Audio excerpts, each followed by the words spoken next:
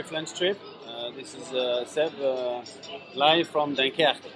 Ok, alors bonjour à tous, bienvenue dans le ROI des réseaux sociaux avec Seb, le Flunch Tripper, on va dire.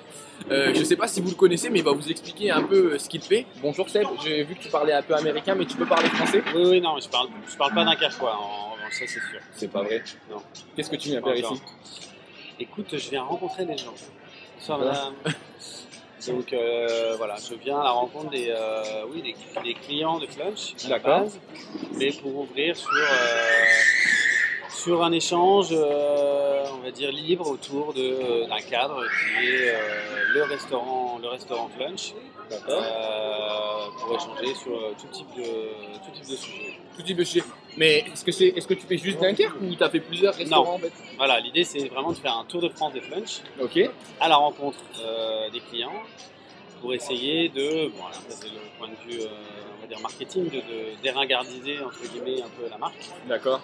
Et moi, de mon point de vue personnel, c'est toujours une découverte, toujours une première fois, d'échanger très librement avec les gens sur ce qu'ils font justement avant et après, et pas forcément pendant qu'ils sont chez Flunch. D'accord, ok. Mais alors, est-ce que tu t'es amusé, parce que j'ai pu voir que tu as un blog, qui s'appelle le blog Seb met son grain de sel. Voilà. C'est ça, Tout à fait. quand on sur le net, où on voit en fait toutes tes interventions dans les différentes villes, c'est ça? Exactement. Le principe en fait, c'est d'éditer des épisodes. C'est pour ça qu'on appelle ça Seb met son grain de sel, et le Flunch Trip, c'est vraiment comme un road trip à la sauce Flunch. Ok. Sur 2-3 minutes, un condensé des meilleurs moments de la découverte d'un Flunch dans une ville. D'accord. Donc le blog, lui, sert à suivre ces aventures-là. Donc il est effectivement disponible via le Facebook. Il est également accessible sur le site internet de Flunch, à l'adresse www.flunch.fr. Vous avez retenu? Et il y a aussi évidemment une channel Dailymotion qui héberge l'ensemble des vidéos. Donc on est aujourd'hui au 7e épisode. Hein. Voilà. Le 6e c'était à Chambéry. 6e était à Chambéry. Il y a un inédit encore qui est pas sur la toile. Et puis on va continuer comme ça.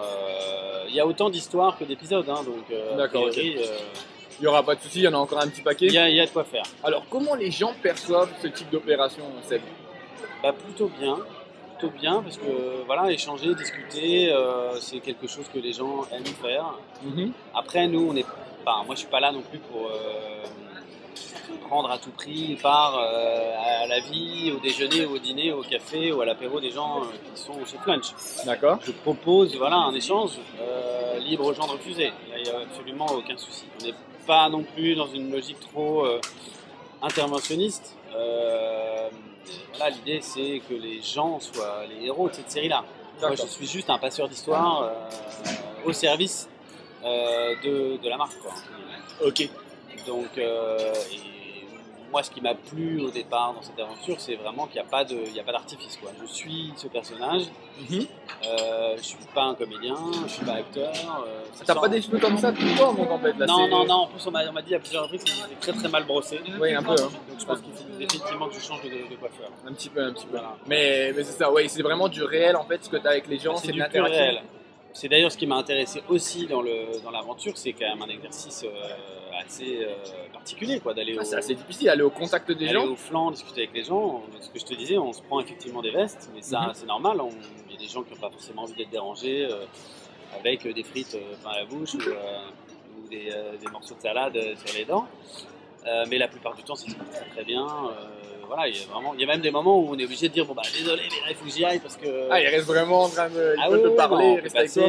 Puis ça commence, voilà, ça peut se terminer aussi chez les gens. Enfin, il y a vraiment. C'est assez open, ouais. Tu gardes des gros liens avec les gens en fait. Ouais. Est-ce qu'ils vont voir assez souvent, ils vont voir les vidéos? Est-ce que tu leur dis que c'est en ligne? Comment ça se passe? On essaye, voilà, autant que faire se peut que ce lien-là qui a été tissé dans le resto continue à exister sur la toile. L'idée étant évidemment après que les gens s'échangent les vidéos, se reconnaissent ou pas. On est ouvert à tout, hein. Il peut y avoir de la spéciale dédicace, de la déclaration d'amour. On a eu plein de choses, hein. Parce qu'on a eu des vœux. Voilà, c'est assez. Après. Effectivement, en fonction des destinations, on essaye aussi de trouver de plus en plus un angle intéressant pour que les gens se livrent un peu plus, quoi. D'accord, ok. Parce que c'est pas évident, en fait, les gens eux-mêmes sont étonnés qu'on ne vienne pas leur voir pour parler de flunch. Ouais. La plupart auraient presque envie naturellement d'échanger sur la qualité, la quantité. Mais non, nous, on n'est pas du tout là pour ça. Nous, on est plutôt là pour donner, transmettre l'atmosphère un peu de se dégage de ces lieux qui sont des lieux de vie. Voilà, des lieux où les gens se croisent.